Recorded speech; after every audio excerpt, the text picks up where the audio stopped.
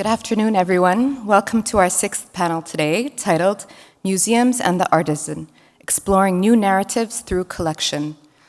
I think it's not surprising to anyone to know that museums are going through a lot of changes today. It's a very challenging and also exciting time.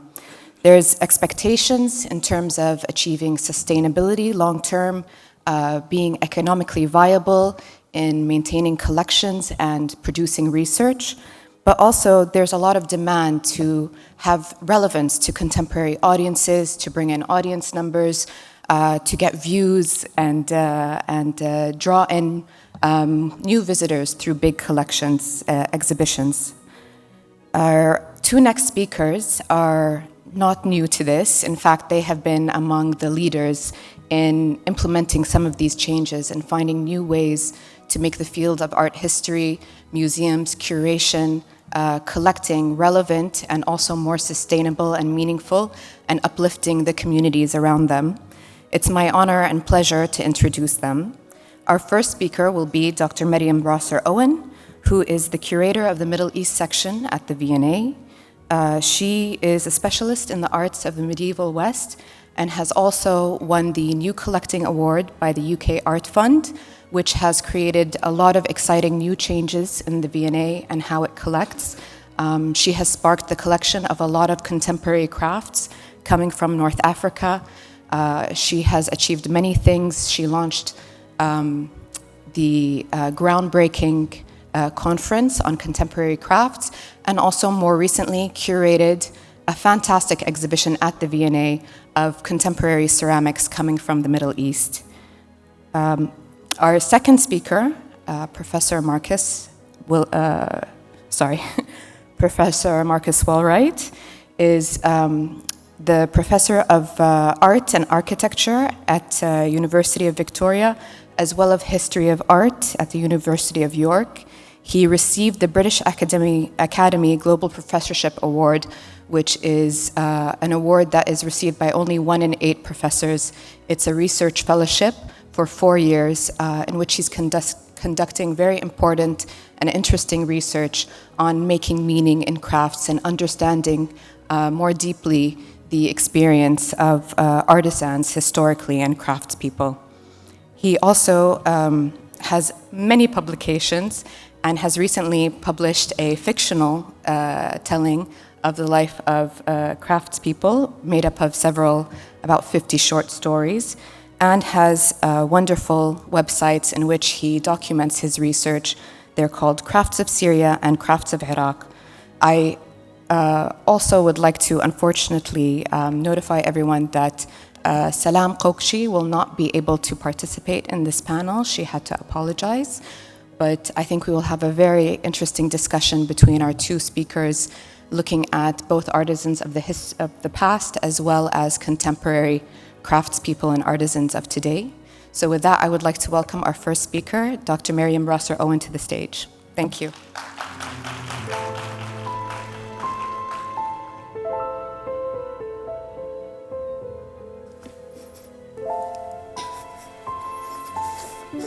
Thank you so much, Farida, for the very generous introduction. Thank you, Idris, for the invitation to be here and to see this wonderful festival in praise of the artisan. It's really a privilege to be here at ITHRA. Is the sound okay? I feel like, yeah? Okay, great. So let me just, So in more than 10 years ago, in 2013, a young Egyptian ceramic artist called Ibrahim Said took the unusual initiative of contacting the V&A's Asia Department's inquiry email address with a link to his webpage as a way of bringing his work to our attention. So I'm not a specialist in contemporary art, but I am a historian of material culture and a curator who's always been interested in materials and craft techniques of the past, and who has often wondered about making today in the regions that we curate and study. Seeing Ibrahim's work, I immediately saw that this was something different and interesting, firmly rooted in the history of the pottery from Islamic Egypt, but interpreted in a contemporary way. Having grown up among the potteries of Fustat, working alongside his father, who was also a potter, he was inspired by the filters from unglazed water jars that have survived in their thousands at the archaeological site of Fustat, just next to where the potteries are located. So this was my first foray into the world of contemporary collecting. And even though I successfully acquired 2 works by Ibrahim for the V&A collection, it was not straightforward. Because out of nowhere, I had to convince the decision makers in my department, and only one of whom has a specialism in the Middle East, why these were interesting and worth acquiring for an institution like the V&A. They had no big picture or context in which to understand and interpret the objects, and I was not yet in a position to articulate that. So this spurred me to develop the research and collecting project that I'm going to present to you today. So the core of this presentation will be the project that I initiated formally in 2015, and which concluded in 2022 in the sense that all the acquisition funding that I was awarded had been spent. But it's embedded an approach that is ongoing in my own work and in the wider work of my colleagues in the V&A's Middle Eastern team. And in that sense, I'm happy to say that it was successful in achieving one of our goals, which was to change the way we collect and to be more strategic about how we collect in a way that is distinctively V&A. So, firstly, what is the V&A? So this is the Victoria and Albert Museum in London's South Kensington district, known to everyone as the V&A. Founded in the 1850s, following the Great Exhibition, which took place in nearby Hyde Park, it was intended to inspire contemporary creativity through showcasing historic examples of good design. So it now has the status of being the UK's National Museum of Decorative Arts, Design and Performance, and it's one of the UK's 14 national museums, which means that it's administered and partially funded by central government. It also holds designated national collections in a variety of areas, but the most important for the purposes of Middle Eastern art and for my collecting project specifically are ceramics, furniture and woodwork, glass, jewellery, metalwork, including silver, textiles and fashion. Since its foundation, the V&A has collected art from the Islamic world, and its Islamic art collections are now recognised as one of the best in the world. The regions that we encompass stretch from Islamic Spain to Central Asia.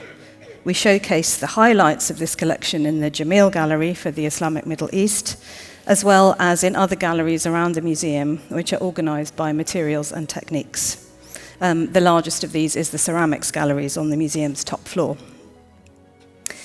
Until 2002, there was no dedicated curatorial team for Middle Eastern art. These collections were dispersed among the media-based departments. Since our team came into being, it took us a long time to develop an approach to collecting, and especially to contemporary collecting. There'd basically been no collecting of Middle Eastern art since the start of the 20th century. The main exception being ceramics, because during the 1980s and 90s, the V&A had a specialist in Islamic ceramics in the person of Oliver Watson. But the focus of this collecting had always been historic material. So I was trying to think of a way for the V&A to collect from the Middle East in a distinctive way, without duplicating the pioneering work of our colleague Venetia Porter at the British Museum. Her focus was much more on the visual arts, especially works on paper and objects that had the written word on them, following the remit of what the British Museum has collected in the past. So I looked to contemporary craft, which I defined as traditional materials, techniques, and processes interpreted in a contemporary way. So thinking about our historic focus on decorative arts and crafts, this was a way to approach bringing those collections up to date.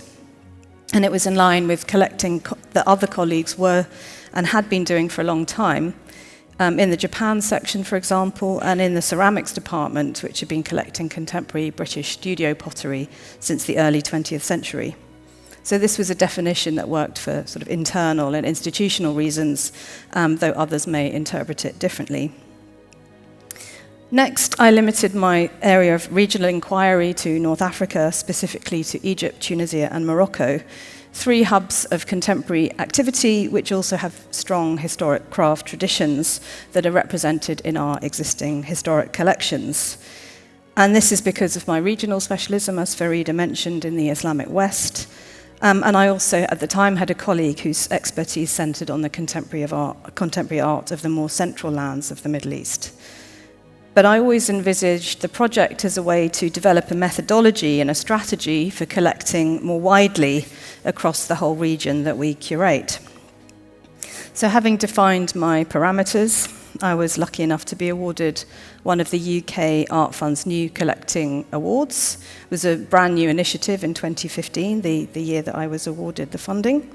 And this provided funding for acquisitions as well as research and travel, which would allow me to undertake on-the-ground research trips to my 3 countries of focus, which was essential as the people that I was looking for tended not to be represented by galleries in Britain, Europe, or America, or to have their own website. So I should say that acquisition funding and funding generally in UK museums is limited. So for this kind of project, you have to look outside for support. I wasn't sure exactly what I was looking for, but I would know when I found it. I've been able to make 25 acquisitions with this funding, and this is counting installations as one work.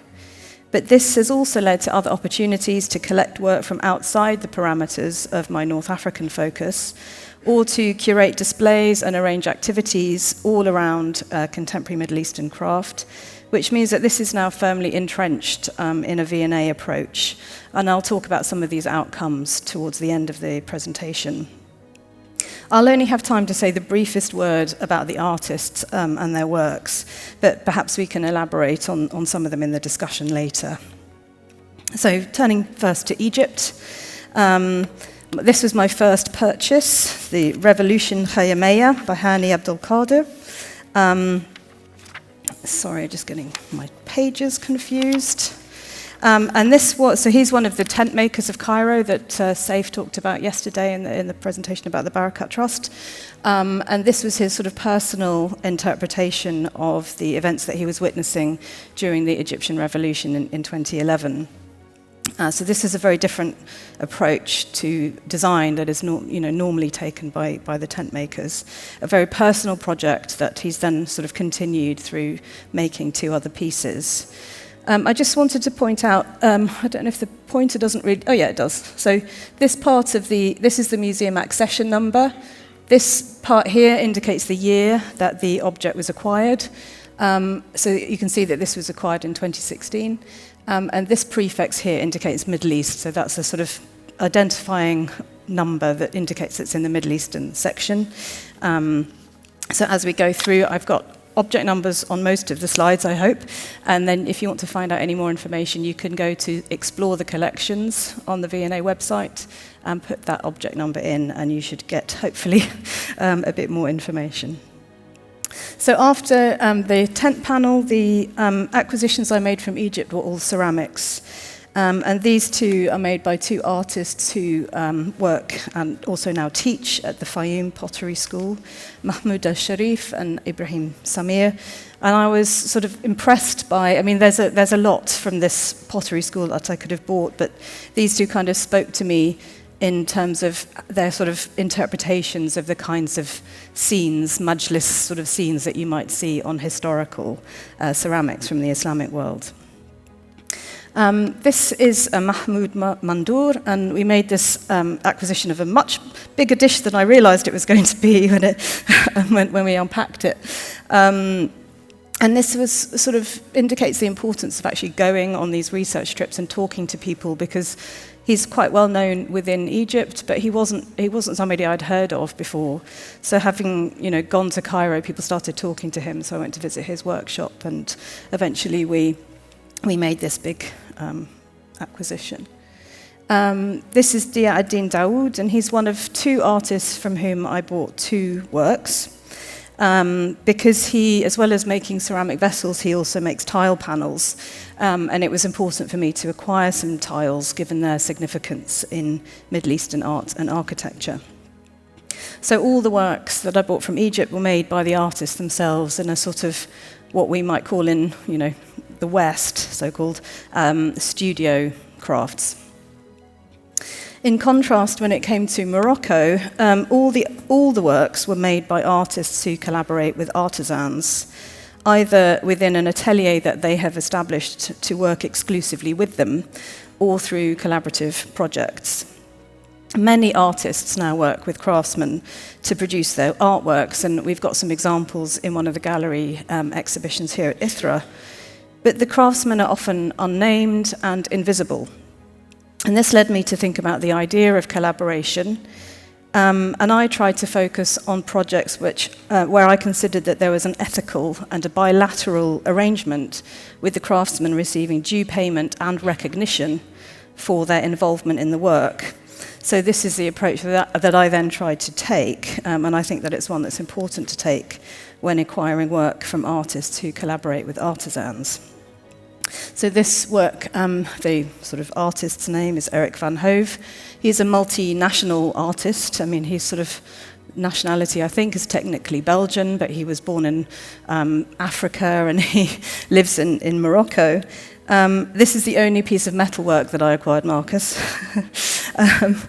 And he did this very interesting project, which I haven't really got time to talk about, but he got this car engine from this V12 Laraki car and completely dismantled it and sent all of the different component parts to artisans across Morocco and invited them to make a sort of replica of this part in their own craft technique.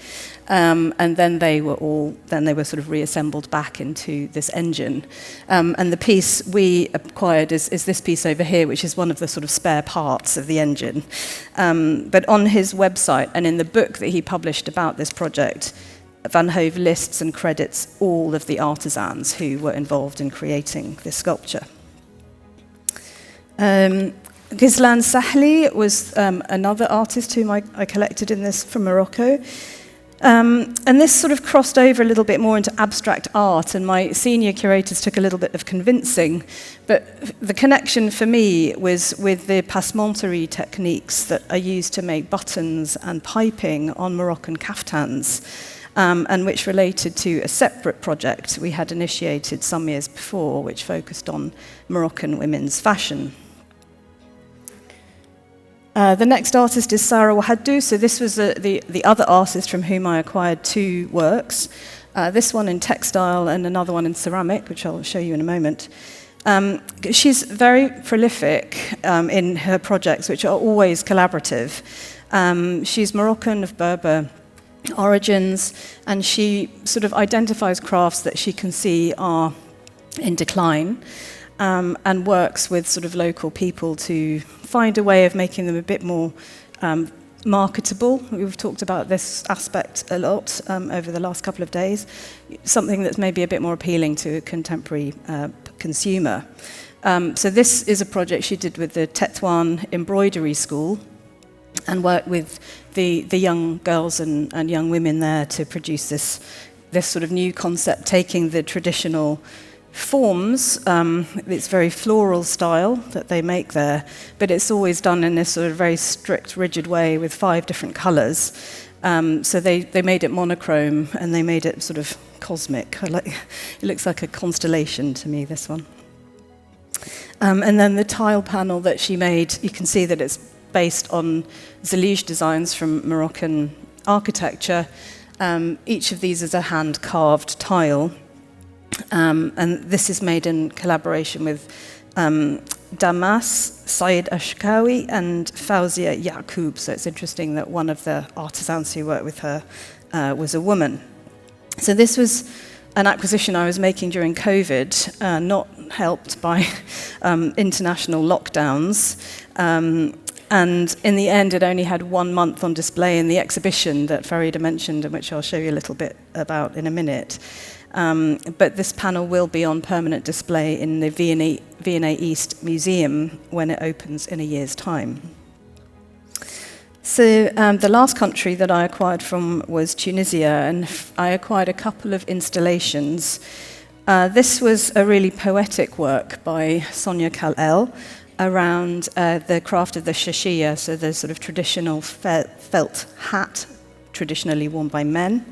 And this, again, is sort of identified as a dying craft in Tunisia. So she made these hats out of plaster. Each one of them, they're 15, and they represented the 15 master shashia makers that were still alive at the time she started the project. But already when I sort of talked to her, there were only 8 still alive, and I'm sure by now many more of them have passed on. But to go with this, it was important to buy a shashia because we didn't have one in the collection. And I, together with my friend and colleague Siham Lamin, we went to the souk and we met Fathi Bleish, who's the oldest merchant in shashia in the souk at the time. And we bought the hat as well as the ceramic former, which is used to mould the hat. And on the far right is a watercolour that's in the V&A collection from the middle of the 19th century, showing the craft of shashia sort of being made in Tunis. And then the remaining works from Tunisia were all ceramics. This is Malik Ganawi. He has a series that he's made around the sacrifice of sheep for Eid al-Adha. So we made an acquisition which was this sheep's carcass and all of these knives which are moulded from actual knives that have been used in the sacrifice of sheep. And this is now on display in the museum's gallery devoted to contemporary ceramics. Apologies for the unprofessional photograph. It's the only Middle Eastern work in that gallery, and it's one of very few non-Western ceramic works in that gallery. So I'm happy that we've been able to put it on display. And then the Khalid Ben Slimane is quite a well-known ceramic artist from Tunisia, but his work is already in the British Museum collection, and I didn't want to reproduce work that was already in another publicly funded national collection. So I went with something that related to the important collection of luster ceramics that we have in the V&A. And this is also a little bit different from work he's made before. This is the first time he's worked with luster, not a reduction-fired luster, but a luster paint, because he made these two sort of cityscapes, one representing before a very disastrous earthquake that happened in Sicily in the 1960s. And so the kind of before object is the underglaze painted church on the left, and then the after the earthquake object is this sort of luster one that it's a representation of a mosque, and it's very kind of broken and damaged. So in this case, we were able to buy one object, and the artist kindly donated the second, so it kind of stretched the funding. So in Tunisia, one of the stories I was strongly drawn to was that of the women pottery communities of Sejnan, which is a remote rural region in the country's northwest. And this was more in the realm of traditional craft, which I did not, as a general rule, acquire much of. But it connected well with an existing collection that we have of Kabyle ceramics from Algeria, which were acquired in 1868, and it makes them some of the earliest datable wares from this in this technique. And it was also important to me to acquire work by these women because they're extremely resilient, having been under threat by ISIS in 2014. And their craft was recognized by UNESCO in 2018 as intangible cultural heritage. So the piece that I bought had already been acquired by Moira Vincentelli, who's also a well-respected authority on pottery by women makers, especially in Africa. So this was sort of one way of singling out a piece that I could acquire from all of the many, many possible examples I could have bought. And I also had an amazing trip to Sejnan during my research trip to Tunisia. Was able to meet some of these makers, especially Khalti Jama, who at the time was the oldest potter still making these kinds of sculptures. So the strength of this story also helped me to refine my approach to collecting objects that might be defined more as traditional craft rather than contemporary. And this was to collect from known, named makers, and especially master craftsmen. And ideally, there would also be a connection to historical works in the V&A's collection. So this was the approach I took when we had the opportunity to collect ceramic works by master potters from Uzbekistan in 2022. So these had all come to an exhibition at the University of Aberystwyth called The Road to Discovery, Ceramics from Uzbekistan, which took place in 2019. And Sivara, who is here, was involved in organising to bring all of those works to Wales. And then they were sort of offered to different museums around the UK to make acquisitions from this sort of collection. So we bought these 6 from different named master potters from different regions around Uzbekistan. So due to COVID, my plans to undertake further research trips became impossible. An art fund kindly allowed me to use the funds I had remaining in my travel budget to make further acquisitions. So I initiated a little sub-project, which I called Pandemic Crafts, in which I looked for handmade objects that gave a material expression to the global pandemic. And in this case, I didn't limit myself to North Africa and looked more globally across the MENA region. And of course, the iconic symbol of the COVID-19 pandemic was the face mask. And I wasn't alone in collecting masks. So the ICOM Committee for Museums and Collections of Costume, Fashion and Textiles initiated this online project, Clothing the Pandemic, which is an exhibition of face masks that were collected by museums around the world, and all of my acquisitions feature there. So these were mainly textile masks, but also some interpretations in glass by a Turkish glass artist, Felekşan Onar. And part of the Pandemic Crafts sub-project, and also my final acquisition in this new Collecting Award project, was this contemporary ikat coat developed by Uzbek artist Dilyara Kaipova with artisans at Margelan in the Fergana Valley, which has the design of a COVID respirator mask. And along with the coat, which we purchased, the artist also donated a 2-meter length of textile featuring a design called Hazardous Signs, which she made in response to the climate crisis and the desertification of parts of Central Asia. So this project also led to other projects, the main one being the exhibition I curated in the ceramics galleries in 2021, Contemporary Ceramic Art from the Middle East. A bit of a COVID casualty because its opening was delayed until the UK museums reopened in May 2021. We weren't able to hold a private view, and its usual 9-month run was truncated to 6 months. However, on the other hand, it did mean that we were able to develop some online content about the exhibition, which is still up on the V&A's website, and you've got the link here on the slide. So I've got a little handmade video walkthrough of the exhibition. So this is just after installation was complete, so ignore all of the paint pots and bits of polythene on the floor. I won't say a huge amount about it, but it featured 19 artists with origins in 10 countries across the Middle East and North Africa. It was divided into 3 themes: tradition, identity, and politics, all of which actually overlapped. It was never intended to be comprehensive as an exhibition, certainly not given the small size of the gallery. And you'll recognise some of the works that I've been talking about, but it was also a chance to bring together acquisitions that other curatorial colleagues had made on a more ad hoc basis, as well as loans of significant work that we can't afford to buy, or which was already in a national collection, such as the British Museum. So the objects on the top shelf here are both borrowed from the British Museum, Raed Yassin, and this is a Saudi artist, Manal Dawayan. And the show, I think we're going to look at Ashraf Hanna in a second. So we were also able to collaborate with Ashraf Hanna, who's an Egyptian ceramic artist. So these are the works by Tarana Hemami, who's an Iranian-American artist, which one of my colleagues had bought because he thought they were very beautiful, but at the time they sort of didn't fit within a more strategic collection. That's where Sarah's panel was going to go. And yes, this is the installation by Ashraf Hanna. So he comes originally from Aluminium, which is close to Asyut, which is where these examples of 19th century burnished wares were made.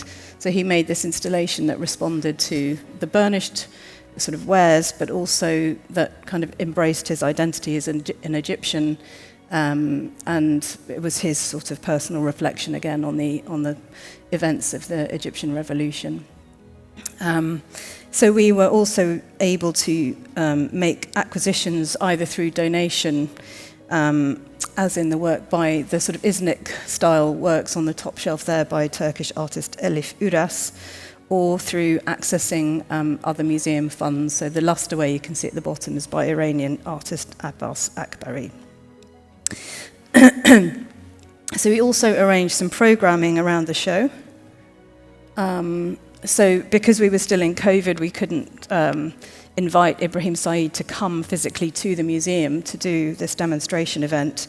So his event happened online, but by the end of the exhibition, we were able to have Ashraf Hanna in the building. I think it was the first in-person event that the learning team had organised since the museum reopened after COVID. And so this is something I've done a few times, working with colleagues in the learning team to bring live Middle Eastern making within the walls of the V&A. And last year, for example, we were able to host the Iranian luster potter Abbas Akbari twice, in March and in November.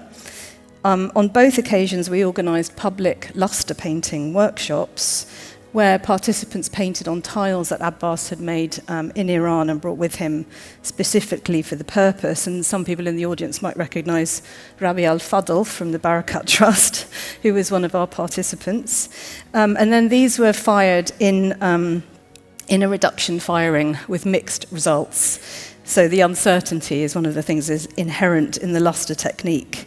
On his return visit in November, Abbas built and fired a kiln outside the Fitzwilliam Museum in Cambridge, where he was a fellow. So that's him building the kiln. He was very unhappy with the firing conditions because it rained on the crucial day, which was not ideal. So more recently, we've organised more research-based rather than practice-based fellowships at the V&A, funded by the support that we received from the Jamil family.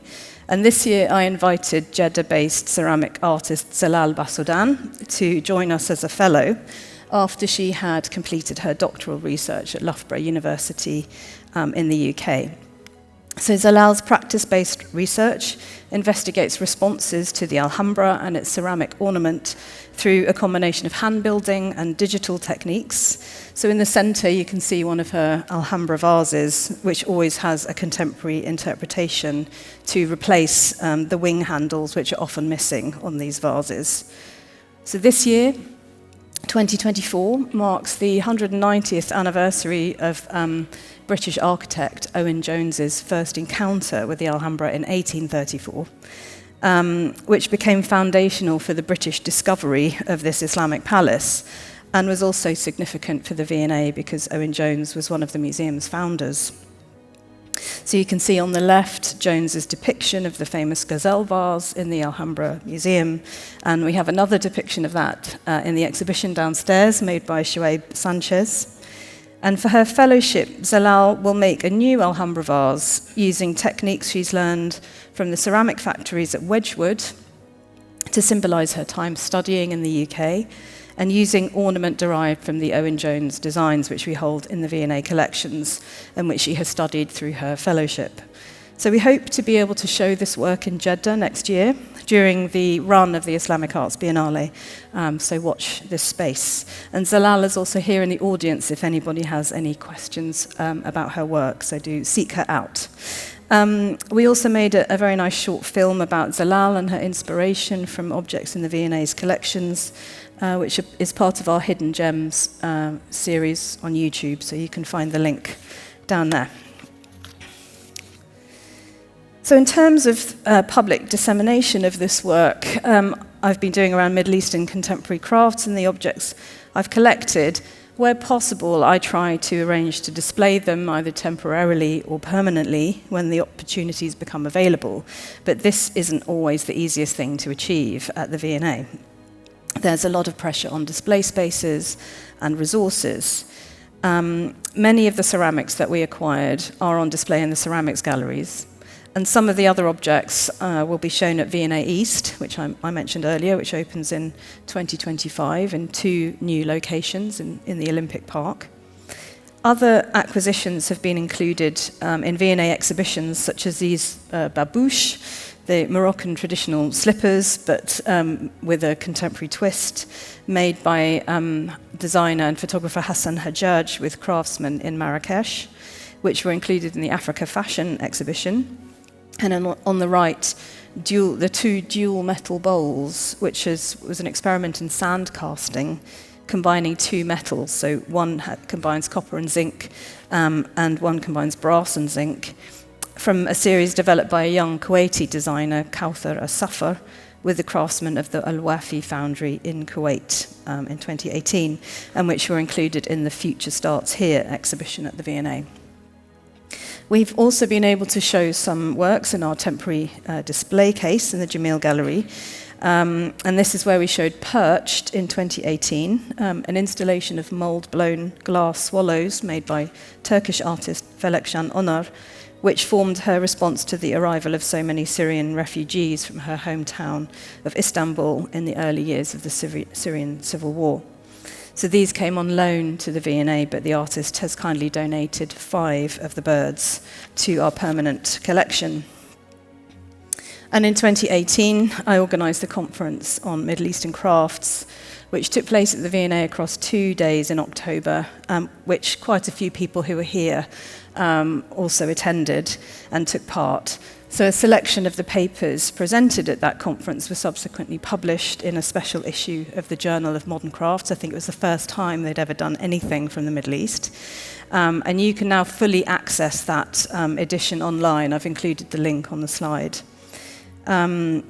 We've often talked about a follow-up to that conference, so it's really a pleasure to be here participating in this conference at ITHRA.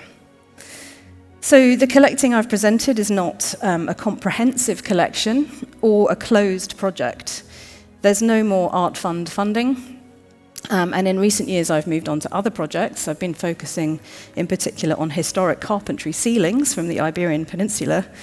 And there are still things that I would like to add to this collection, and one day hope to do so. But in a sense, the urgency is no longer there. This project is embedded craft and making into our way of thinking at the V&A about the contemporary Middle East, and it continues in all the work we do, even if the funding for this particular project has all been spent. Thank you very much.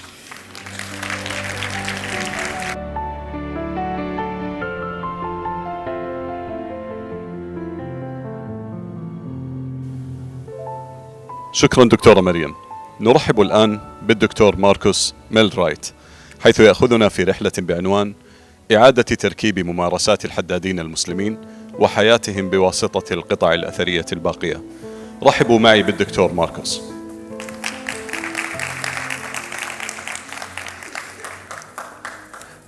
Well, it's a pleasure to be here today, and indeed I'm honoured to be able to take part in such an inspiring event, being able to see so much of the vibrancy of contemporary crafts across the Islamic world. And so in saying that, I'd also like to offer my profound thanks to ITHRA and to all of the people who have organised this event. It's so nice to be here. Now, we've heard so much about contemporary craft, and so it might seem slightly strange to say that if one surveys Islamic art history, particularly if we think about the sort of North American and European area of that scholarship, is that these are things which have only relatively recently become subjects of attention. And if you were to look through publications from the late 19th through into the 20th century, what you're going to find is actually very little concern with the contemporary world, or indeed, if you look at many surveys of Islamic art, they stop in 1800, and there's this sort of idea that the art which is being produced after that time is somehow of lesser import, and we only need to think about what we've seen over the last couple of days to see how sort of inaccurate that picture is. But I think it also stems from other concerns, and when we think about art history, it's often from the world of reception. In other words, thinking about these objects once they come into the world and thinking about the reactions to them. The other part of it, of course, is an overwhelming concern for the patrons of art, the often very powerful people who are commissioning works. And this comes about, if we think about pre-modern art, art before the 19th century, because those are the names that we tend to see so much. If you look at inscriptions applied to objects or buildings, aside from their religious content, they often have the names of rulers and of other powerful people. This is also extended, of course, into the world of texts. When we think about the 19th century and earlier, low levels of literacy meant that it was only a sort of small part of society who were recording things through chronicles and legal texts and bureaucratic material. And it cut out very large portions of the population. The result of that, of course, is that we know relatively little about the everyday lives, the motivations, even the techniques used by craftspeople across the Islamic world. And we could make the same observation about many other parts of the world before the modern period as well.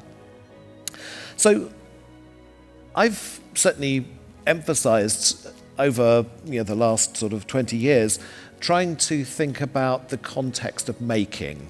And so looking at objects, obviously being aware of the fact that they have these sort of social roles once they come into being, but thinking about the world of making, that the materials that are involved, the techniques, the inherited knowledge, as we've heard so powerfully today, and also and in other days, including in the wonderful documentary yesterday. And when we do that, we start to see that the rulers, for all of their power, are constrained by the traditions and the materials that they have to hand. And so we need to give greater emphasis to that world of making in order to understand what objects mean. Now, a great place to start in thinking about that pre-modern world of craft is Ibn Khaldun and his wonderful work, the Muqaddimah, this prolegomenon to the study of history. And he has quite a lot to say about the crafts throughout the text. And this is just one example. He says, when civilization flourishes and luxuries are in demand, it includes the refinement and development of the crafts. Consequently, these crafts are perfected with every finesse, and the number of other crafts in addition to them is added, and as luxury customs and conditions demand. Among such crafts are the cobbler, the tanner, the silk weaver, the goldsmith, and others. And he continues to talk about, here particularly a kind of urban environment, but that there's clearly a degree of kind of interaction between crafts, and there's also this complex relationship to the city as well, that this provides the environment in which people can specialize in particular activities and make a living from them. So we can then sort of think about how we can put that into practice in terms of looking at objects. So my goal here is I'm going to be using as many as I can objects that you can see in the exhibition downstairs in the collections of Ithra and also of the Asabah collection. And of course, these are dazzling objects, But what I also want to do is to think about them as objects that go through stages of making. You know, they start with raw materials and that there are these sort of interactions that go on to make them come into being. Because I think this is crucial. And also it allows us to contextualize that so many of the objects you see in the exhibition are the summit of these craft achievements. And we need to remember that there is a continuum of craft production down to the making of, you know, fundamental objects, tools and vessels and things that people needed in their everyday life. And I think we have to avoid making a kind of false division here. We should see them as all being connected together, and it allows us to understand, you know, how these objects are made. Now, if we go back to another luminary from medieval Islam, Al-Jahiz, the 9th century polymath, he has a wonderful account about the making of swords in a book, the Manaqib Turk. And he says, before a sword is put on by its wearer, wielded by its bearer, it has passed through many hands and various classes of craftsmen, none of whom do one another's work or excel in it, indeed would not claim to undertake to do so. For the man who smelts and refines the metal of a sword is other than the one who draws it into shape. The latter is other than the one who forges it, who smooths its broadside and adjusts its blade. The latter again is other from the one who quenches and sharpens it. And he goes on after this, and he talks about the craft of the tanner who would make the leather scabbard, and the woodworker who would make the grip and the handle of the sword. And his point is, I think, well taken, because what this tells us is that an object like this is fundamentally a collaborative labour, and as a result, you know, we need, in order to understand it as an object, to embed it back in its world of interacting crafts. Often, you know, if we think of them within a city, perhaps even kind of located in different parts of the city, and so, like, you know, you might try and understand a medieval altarpiece, you know, again, as something that required gilders and woodworkers and painters and so on. So, with that in mind, I think, you know, we can start thinking about, well, what are the means by which we can think about this issue of making. So I'm showing you here, obviously, images of that raw material of metalworking, which is, as you can see on the side, metal ores. So in other words, these are rocks with large amounts of, in this case, copper and iron within them. And so we have a process there, apart from mining, a fundamentally very dangerous activity, which is smelting. So subjecting this ore to very high temperatures in order to separate the rock base from the metal that you want.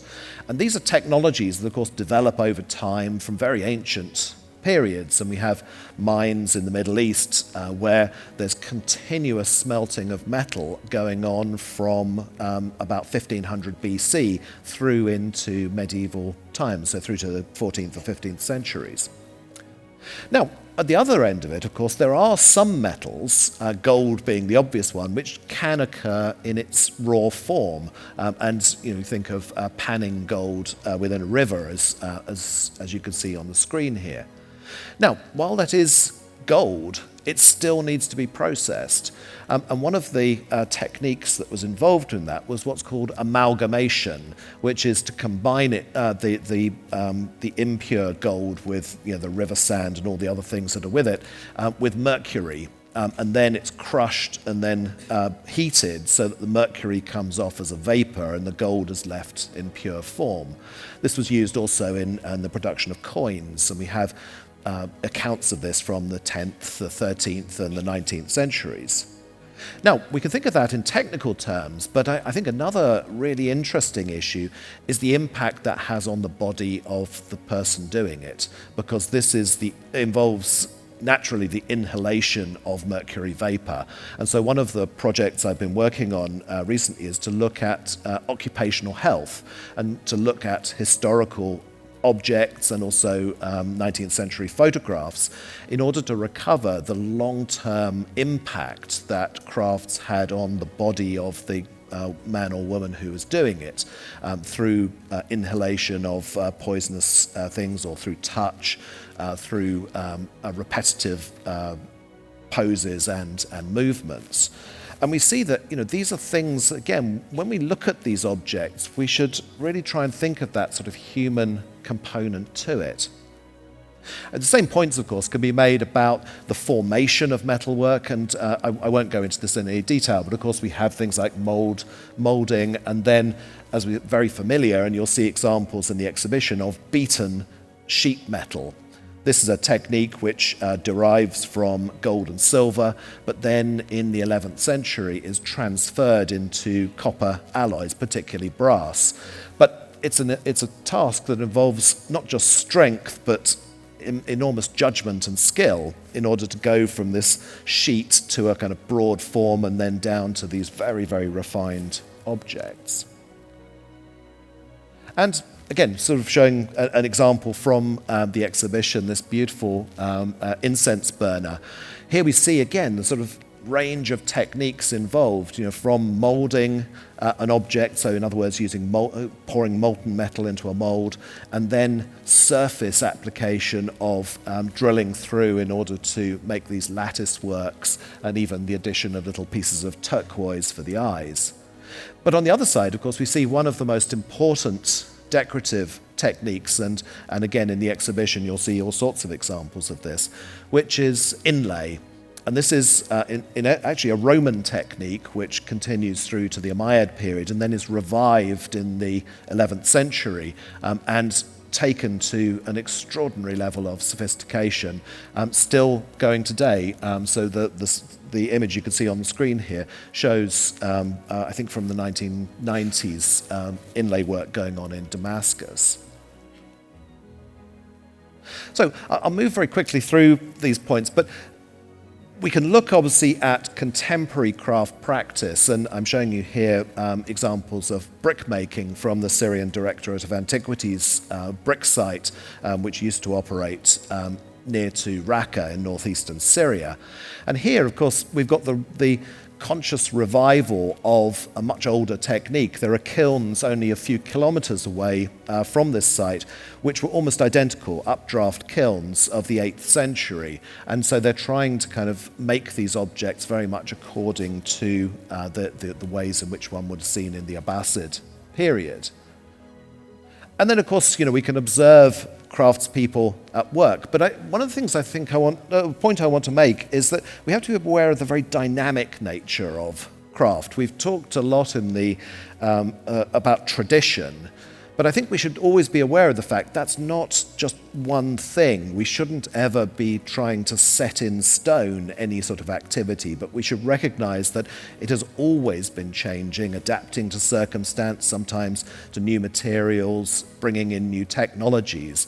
And so when we appeal to the past, we should always think about that past as being a very diverse place. And similarly, we can see that here with these more contemporary examples. At the top, we have shadow puppet making. This is actually from Greece, but the reason why it exists in Greece is because Greece was part of the Ottoman Empire until the early 19th century, and it's actually a form that came from the Ottoman Empire, before that from Egypt, and then ultimately back to Southeast Asia, sort of sometime in the 11th century. It adapts all the time, and yet fundamentally it's the same sort of techniques for making them. With the bottom, we've got woodworkers, and yet, again, changes in terms of the tools they're using, and then also the decision to be working at benches rather than on the floor, which we see in earlier photographs from the same city.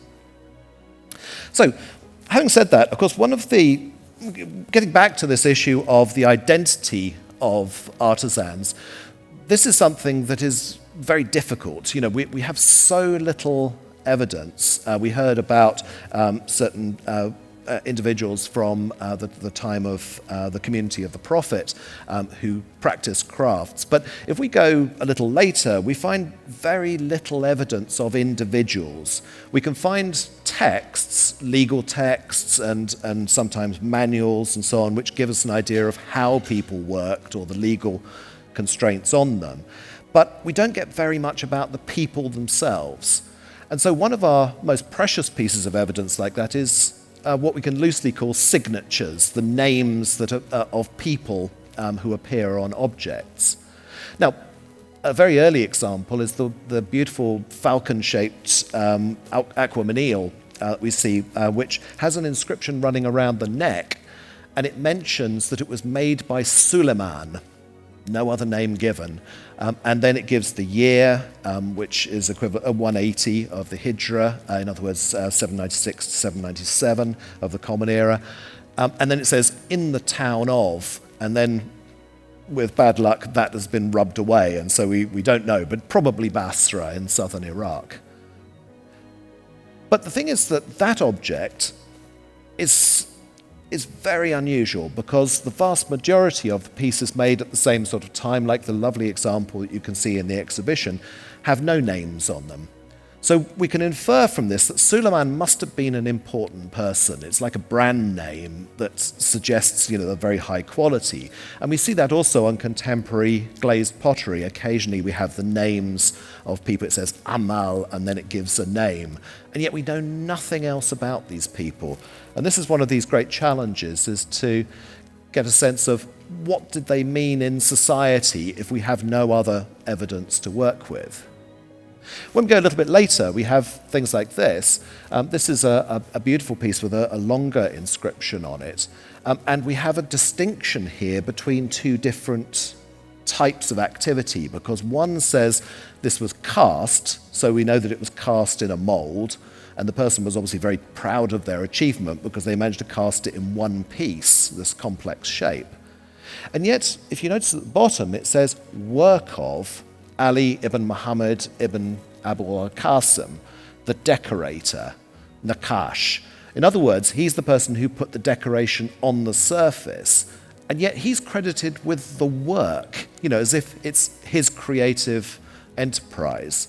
And this, of course, is challenging for us because we need to try and understand who is doing different things. Now, these turn out to be very complex inscriptions, and perhaps, by looking at Islamic law, we get a sense of how workshops might have been organized and who owned them. We have a named object here in the collection, an absolutely stunning silver astrolabe.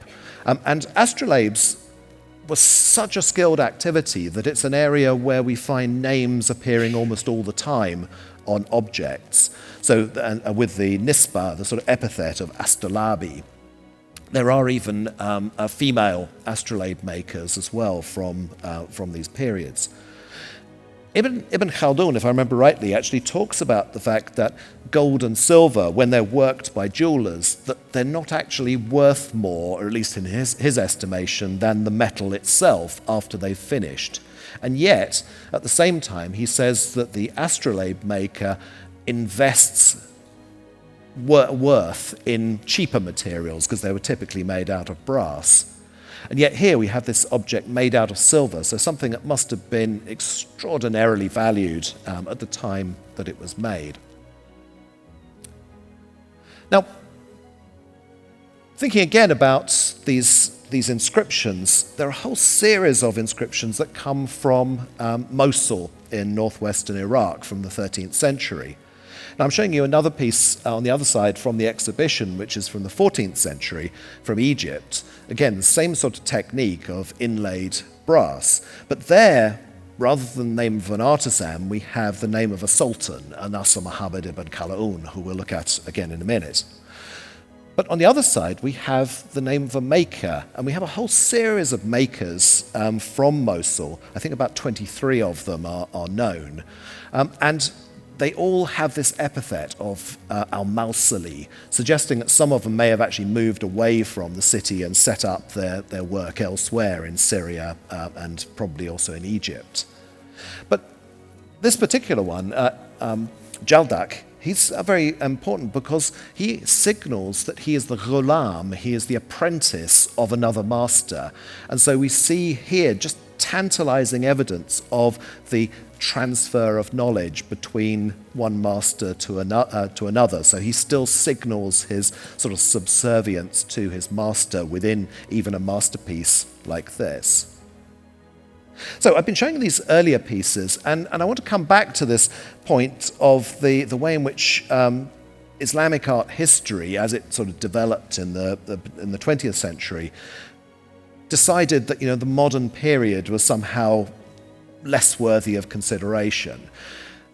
And of course, we need to revise these, and there are many people who are doing that now.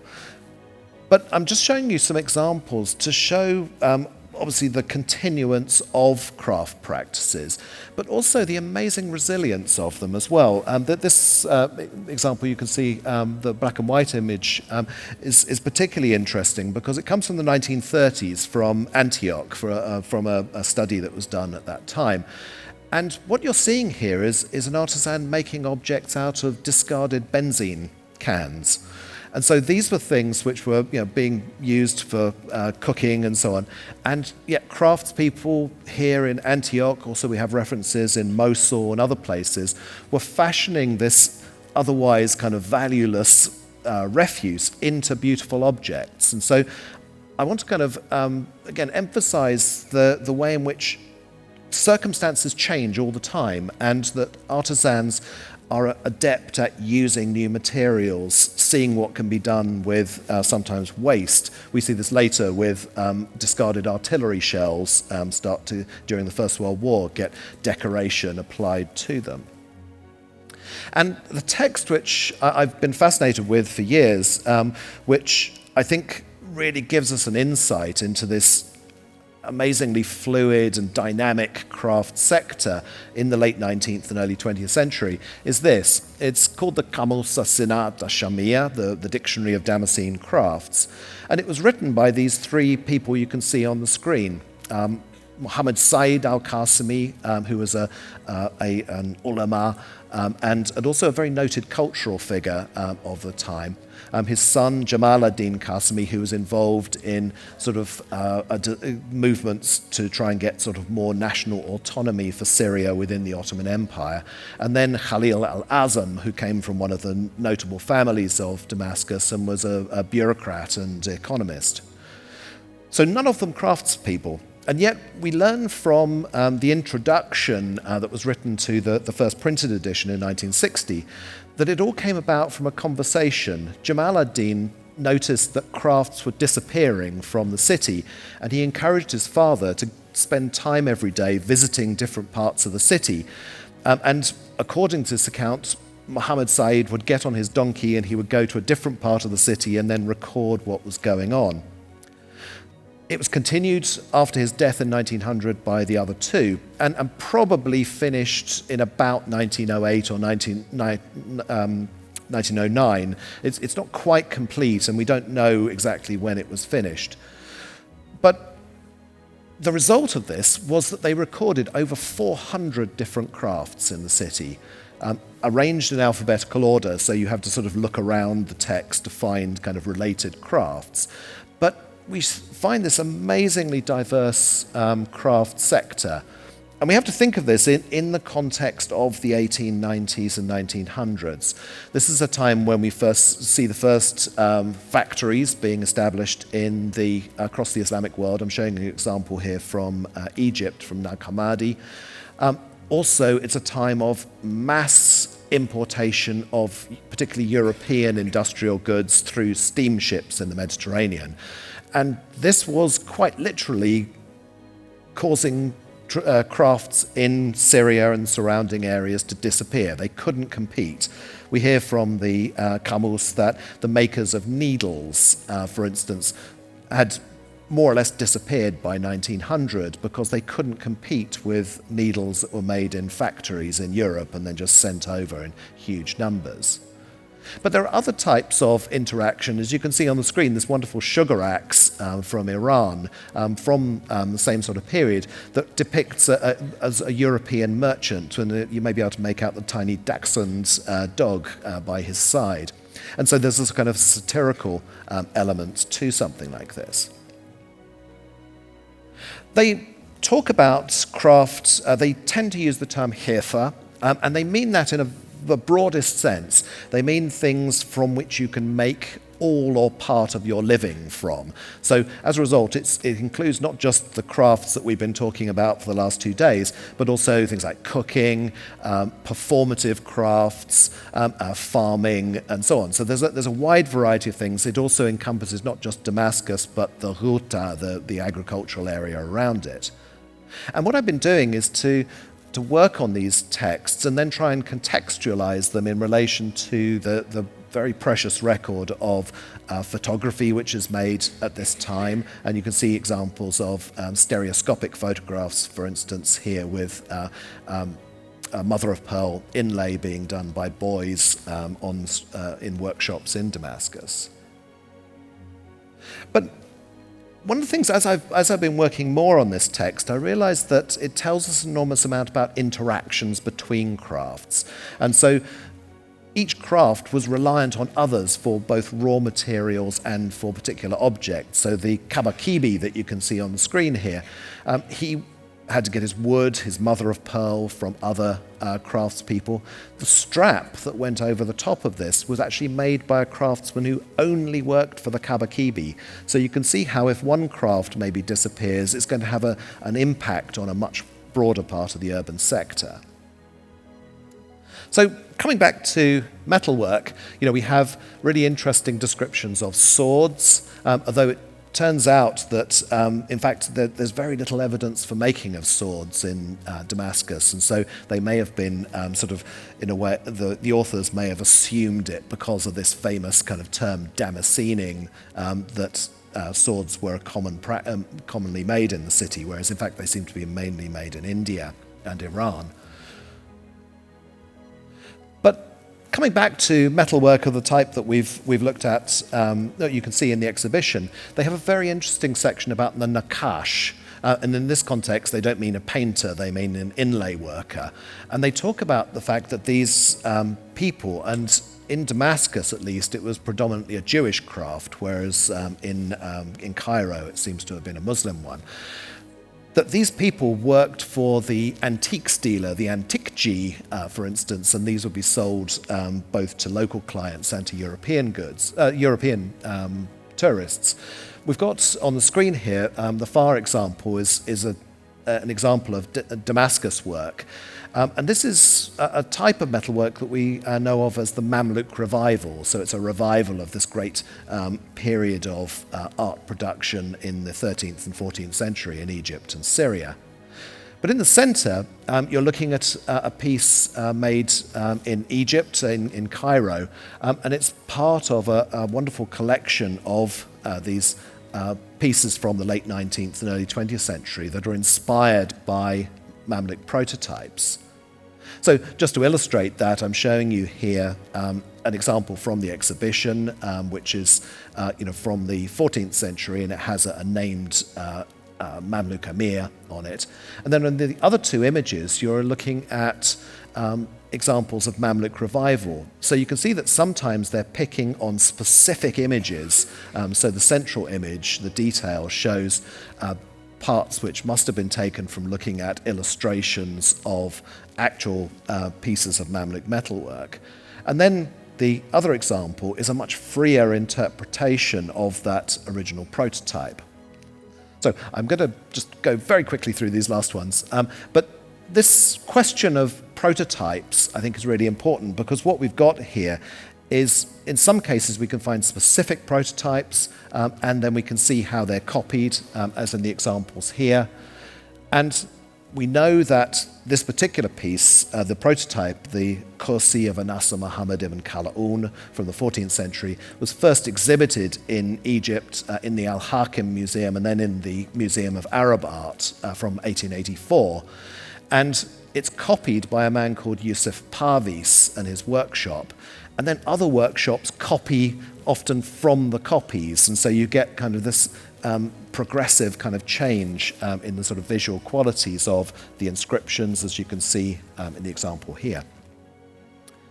And ultimately then, bits of these motifs find their way onto other objects. So having mastered the whole thing, they can take individual parts and then use them creatively in other places. So what I would sort of draw from this is that, quite opposite from that old art historical idea that these are somehow just derivative objects, what we're seeing is a profoundly creative activity. We're seeing things where they're taking a known heritage and using it in new and diverse ways, much as, of course, we've seen in many of the presentations today, taking a tradition but evolving it and using it to express something in the modern world. So, in conclusion, it's really to sort of say that, it's to take that very dynamic quality, it's to take the sort of interactive quality of these crafts, and also to think about when we see something like a stunning object like this inlaid piece made for Nasser Mohammed ibn Khaldun that's downstairs, that it exists within this vast continuum of making. And I think that we should never fully separate it. We should always think about sort of all of those craftspeople and all of the things that they're making through this very long period. So, thank you.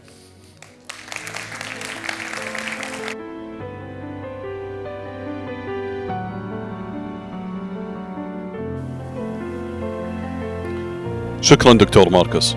نبدأ الآن الجلسة الحوارية والأسئلة. أرجو من ضيوف الجلسة الكرام التوجه للمسرح. رحبوا معي بالدكتورة مريم والدكتور ماركوس، وتحاورهم الأستاذة فريدة الحسيني.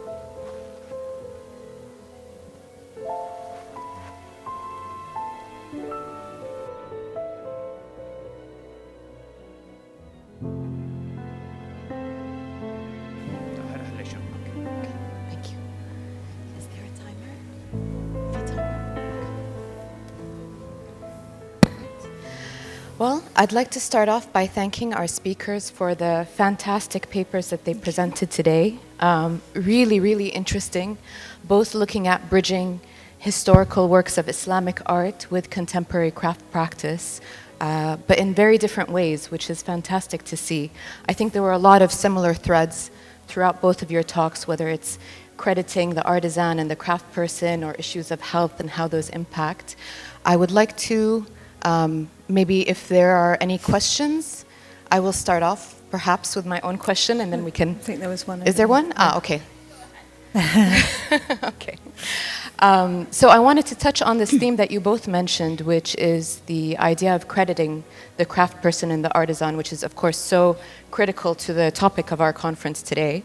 And you both mentioned it in different ways. I think, Professor Marcus, for you, it was the challenge of not having that information readily available for historical works of art. Whereas for you, Dr. Maryam, it was a lot about the contemporary works that you're collecting and the importance of the craftspeople being credited. I was wondering if we could hear maybe a little bit more about that challenge from each of you and how you found ways of addressing it in your own practices. Shall I go first? I just feel, as I mentioned, many contemporary artists now produce their work with craftspeople. And I think it's important for us to recognize that and acknowledge that. And I get very frustrated when I visit an exhibition which has work that's clearly, or it might even say that the artist has worked with craftsmen to make their work, but then there's no acknowledgement, there's no name. Surely that artist knows the names of the people that they worked with, and it just sort of it seems to kind of perpetuate this idea of them not having important enough skills to contribute to. I mean, obviously the artist has gone to the craftsman because they haven't got the skills themselves to make the work, or for whatever reason. And I feel like it's important to talk about the process as well, because I mean, maybe that's sort of my own personal approach, but I like to know how things are made. So if I see an artwork, I want to sort of understand how it's been made, and I feel like it's important to talk about the people who made it. And has that been with the traditional works that you've collected and the craftspeople, the master craftspeople you spoke of? Has part of that archiving been? Yeah, so I've tried to only collect from people who do that. That's not always easy to achieve because, that, for example, some of these artists have their own atelier, and so they work with the atelier, but the people in the atelier might change. I think that's just, we need to keep it in mind. I mean, it needs to be always at the back of your mind if you're making an acquisition or doing an exhibition. I think it just needs to be on the label. I mean, it doesn't necessarily need to be anything too complicated, but there are other people involved in creating this work, and that should be acknowledged, I think. Yeah, I mean, for many of the periods that I deal with, it'll be practically impossible to be able to give names to the people involved. But when you were talking about these ateliers, it put me in mind of, in the late 14th into the 15th century, there's a great potter who's known as Ghaibi, and his name appears on the bottom of a lot of fragmentary pieces and a few complete ones. But the thing is that if you look at the way Ghaibi is written, it's clearly written by different hands. And so I think it's quite reasonable to suppose he wasn't physically making very many things. It was his painters and his potters who were putting these things together. And so I think that finding ways of just delving in a little bit, maybe again through museum labels, sort of pointing out some of these things, it allows us to get to those human stories behind, even if we never will know their names.